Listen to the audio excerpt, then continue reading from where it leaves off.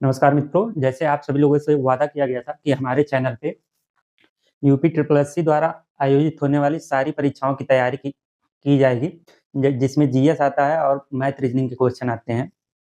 तो UP triple SC आयोग द्वारा और यूपीपीएससी आयोग द्वारा, यूपीपीएससी आयोग में भी जैसे टीचिंग की वैकेंसी वगैरह आती है, तो उसमें भी 30 से 35 क्वेश्चन जीएस के रहते जी हैं। जी जी अभी एलटी का जैसे हाँ एग्जाम चल रहा है। हाँ, और जैसे टीचिंग वाला एग्जाम चल रहा बिल्कुल। था, उसमें भी 30-35 क्वेश्चन रहते हैं हाँ, जीएस अभी के। कुछ विषयों का कंप्लीट हुआ है, बाकी अभी कुछ विषय अभी शेष रह गए हैं, जिनकी अभी डेट आने पे मतलब डेट तो तय है, और अभी उनके एडमिट कार्ड भी जारी हो गए हैं, और अभी एग्जाम होने वाले हैं एलडी के एग्जाम के। तो यूपी में आयोजित होने वाले सारे एग्जाम जो भी यूपी ट्रिपल एससी और यूपीपीएससी आयोग द्वारा निर्धारित की जाएंगी, उन सबकी तैयारी हमारे चैनल पे फ्री ऑफ कॉस्ट चलाई जाएगी। तो आप सभी से निवेदन है कि भारी से भारी संख्या में जुड़िए और अपने दोस्तों को शेयर कीजिए। शेयर कीजिए, इनवाइट कीजिए और कमेंट कीजिए। तो कल जैसे एक क्लास हुई थी भारतीय संविधान की, तो उसका आज दूसरा लेक्चर है, तो ये प्रदीप सर आगे कंटिन्यू करेंगे और ये दूसरा लेक्चर लेंगे। ठीक है प्रदीप जी, आप ये लेक्चर कंप्लीट करिए। बाकी यूपी स्पेशल की क्लास वो भी आप लोगों को जल्द मिल जाएगी, स्टार्ट हो जाएंगी। हाँ, आज या कल से आप लोगों को यूपी स्पेशल की क्लास भी मिलना स्टार्ट हो और जाएगा। साथ ही साथ आपको और भी अगर किसी मटेरियल वगैरह की अगर कोई आवश्यकता है, तो आप हमारे नंबर पे कांटेक्ट कर सकते हैं। कोई क्लास नोट्स वगैरह की आपको नोट्स की दिक्कत है, आप नोट्स हमसे ले सकते हैं।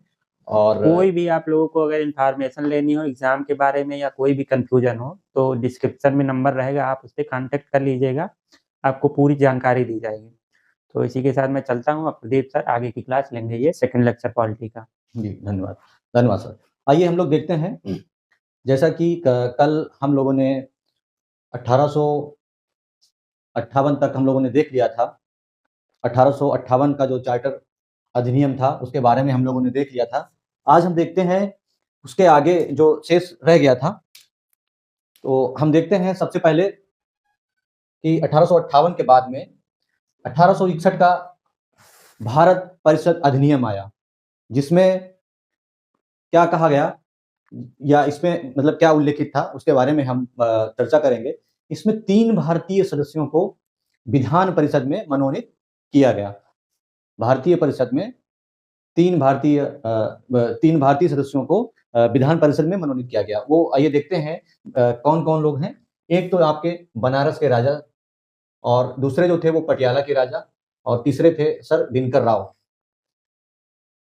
आगे हम देखते हैं कि 1861 का जो भारतीय परिषद अधिनियम था, उसमें विभागीय प्रणाली यानी पोर्टफोलियो सिस्टम की शुरुआत की गई, जिसकी शुरुआत लॉर्ड कैनिंग के द्वारा की गई। किसके द्वारा की गई? लॉर्ड कैनिंग के द्वारा। बहुत ही महत्वपूर्ण पॉइंट है आगे, इसको हम स्टार कर लेंगे। अक्सर परीक्षाओं में पूछा जाता है कि वायसराय को अध्यादेश जारी करने की शक्ति किस अधिनियम के तहत प्राप्त हुई है? तो 1861 का भारत परिषद अधिनियम के द्वारा वायसराय को अध्यादेश यानी वीटो जारी करने की शक्ति मिलती है। आगे हम देखते हैं 1892 भारतीय परिषद अधिनियम। अच्छा, ये ऑर्डिनेंस मतलब कि वीटो वही, उसी से संबंधित पावर उसके पास होती है। हाँ, ऑर्डिनेंस, और यहाँ पे उससे संबंधित जो भी पावर इसके पास होती है वो जारी करने की। ठीक, आगे देखते हैं कि 1892 भारतीय परिषद अधिनियम भारतीय सदस्यों को केवल बजट पर बहस करने का अधिकार था, और वोट देने का अधिकार इनको नहीं था। वोट नहीं कर सकते थे, और अनुपूरक प्रश्न नहीं पूछ सकते थे। अनुपूरक प्रश्न मतलब क्रॉस क्वेश्चन नहीं कर सकते थे आप, मतलब जो है क्रॉस क्वेश्चन नहीं कर सकते थे, क्रॉस प्रश्न आप नहीं पूछ सकते थे, केवल बहस कर सकते थे बजट पे। और इसके बाद में देखेंगे, बस एक इंपॉर्टेंट है इसमें ध्यान रखेंगे 1892 में, कि जो भारतीय मेंबर थे यानी भारतीय जो इंडियन मेंबर थे, उनको बजट पर बहस करने का जो है परमिशन दिया गया था। वोट नहीं कर सकते थे, यानी अपना मत नहीं दे सकते थे वो, और अनुपूरक प्रश्न नहीं पूछ सकते थे।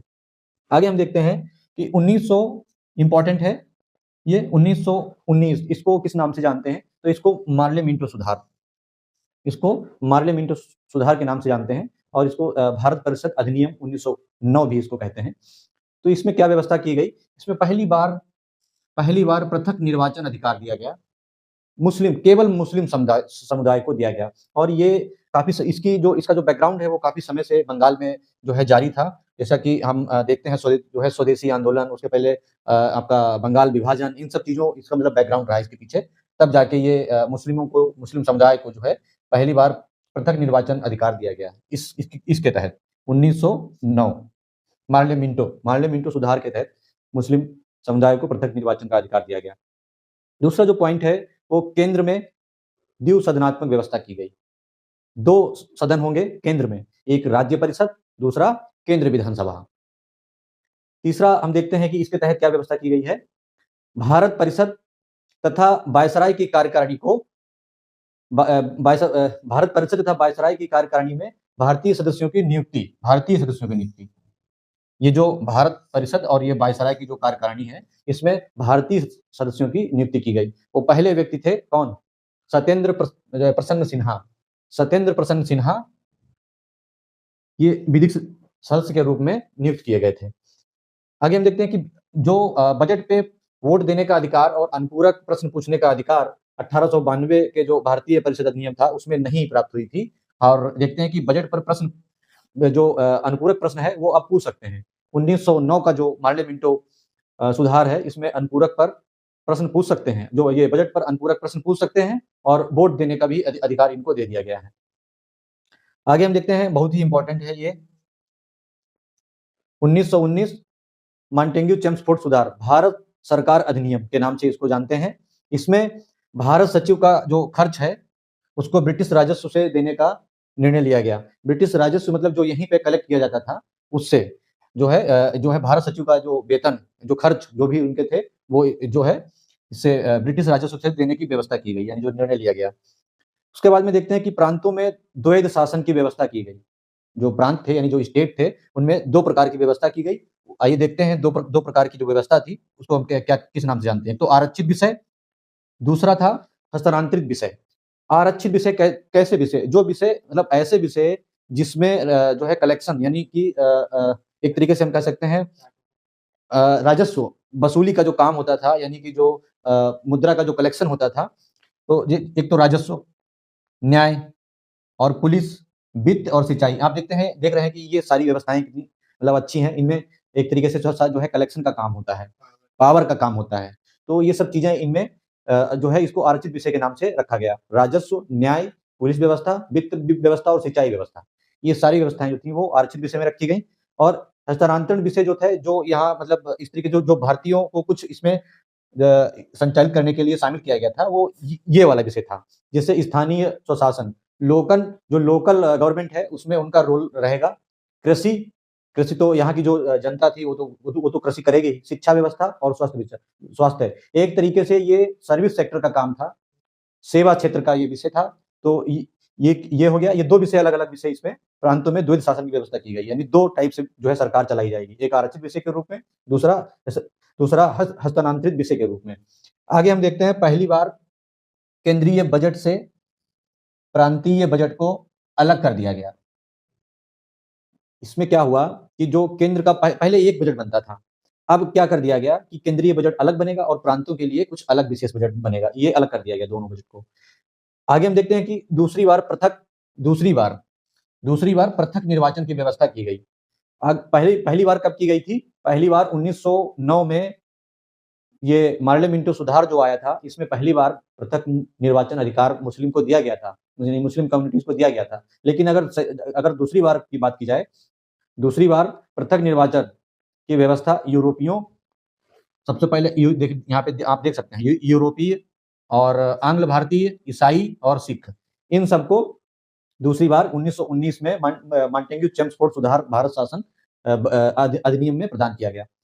आगे हम देखते हैं कि पहली बार प्रत्यक्ष निर्वाचन की व्यवस्था, यानी डायरेक्ट इलेक्शन की जो व्यवस्था है वो की गई और महिलाओं को इसमें मत देने का अधिकार दिया गया। महिलाओं को मत देने का अधिकार दे दिया गया। कब? 1919 में, मॉन्टेग्यू चेम्सफोर्ड में। ये इंपॉर्टेंट है, ये आप देख सकते हैं। और एक पॉइंट और है इसमें, ये भी इंपॉर्टेंट है कि पहली बार द्विसदनीय विधान पालिका की व्यवस्था की गई।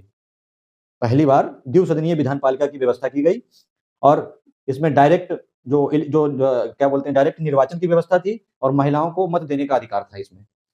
और दूसरी बार पृथक निर्वाचन भी 1919 में दिया गया था, जो यूरोपीय, आंग्ल भारतीय, ईसाई और सिख के लिए व्यवस्था की गई थी।